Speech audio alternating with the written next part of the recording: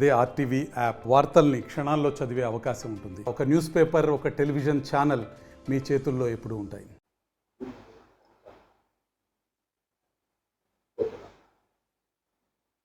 అందరికీ నమస్కారం. అంటే నిన్న ఏదైతే మేము ప్రస్తుతానికి నామినేషన్ ఇస్తున్నామో అధిష్టాన నిర్ణయం తర్వాత ఏదన్నా కూడా తుది నిర్ణయం అధిష్టానం పోటీ చేయమంటే మేము పోటీ చేసేదానికి సిద్ధంగా ఉన్నామని నిన్న చెప్పడం, ఆ తర్వాత ఈరోజు అందులో తర్వాత రాత్రి మాకు అధిష్టానం నుంచి కూడా క్లియర్ డైరెక్షన్ వచ్చింది.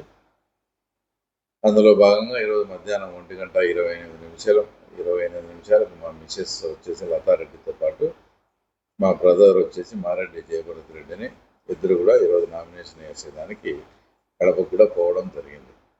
ముఖ్యంగా తర్వాత ఈరోజు ఇక్కడ నామినేషన్ వేసేదానికి కూడా అధిష్టానం ఏమని ఆలోచిస్తుంది అంటే, ఏ సందర్భంలోనైనా కూడా ఇక్కడ పులివెందుల్లో ఈ ఉప ఎన్నిక వలన అంత పార్టీ డెవలప్మెంట్ జరుగుతుందనే భావనకు అధిష్టానం రావడం, అందులో భాగంగా మమ్మల్ని నామినేషన్ చేయడం జరిగింది.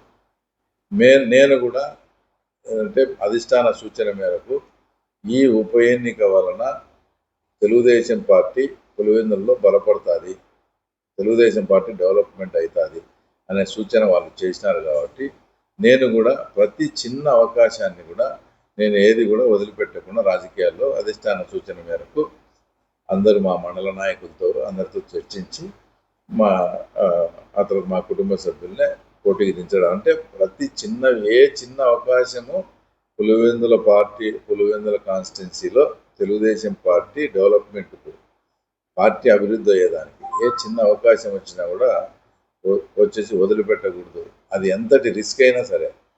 ఇంకో విషయం కూడా, మాకు గత సార్వత్రిక ఎన్నికల్లో అక్కడ వచ్చింది 25% మాత్రమే.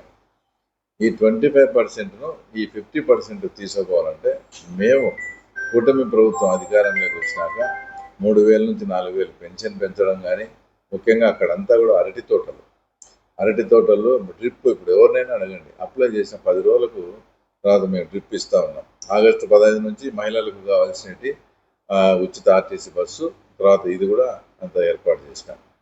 తర్వాత తల్లికి వందనం, ఎంతమంది ఉంటే అంత పిల్లలకు కూడా ఇస్తుంది. ఇవన్నీ కూడా ఒక పాజిటివ్నెస్.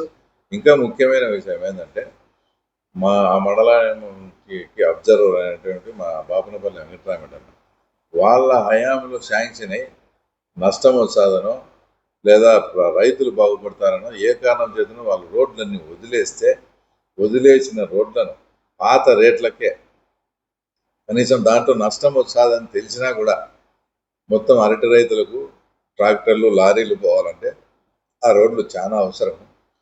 జేకే రోడ్ నుంచి నల్గొండవరపల్లెకు, జేకే రోడ్డు టు కొత్తపల్లె, తర్వాత జేకే రోడ్డు నుంచి ఇంకోటి, మొత్తం 3 కోట్లు దాదాపు ఖర్చు పెట్టి ఆ పల్లెల్లో అరటి రైతులకు అంతా కూడా మొత్తం రోడ్డు సౌకర్యం కల్పించాం. ఇంకా తొందరలో బీటీ కూడా ఇస్తాం. అంటే నష్టం వస్తుందని తెలిసి అరటి రైతుల కోసం ఈ రకంగా మా కూటమి ప్రభుత్వం పనిచేసేటప్పుడు ఖచ్చితంగా మేము ఆ 25%ను 50% తీసుకుపోయి అందరి సహకారంతో కూడా తర్వాత గెలుస్తున్నాం.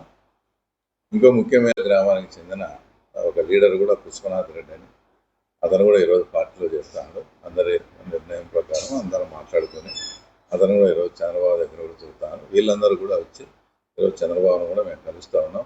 ఏది ఏమైనా ఈరోజు సమయాభావం లేనందువల్ల నామినేషన్ కూడా ఎవరిని పిలవలేదు. అందులో ముఖ్యమంత్రి గారి ప్రోగ్రాం ఉంది.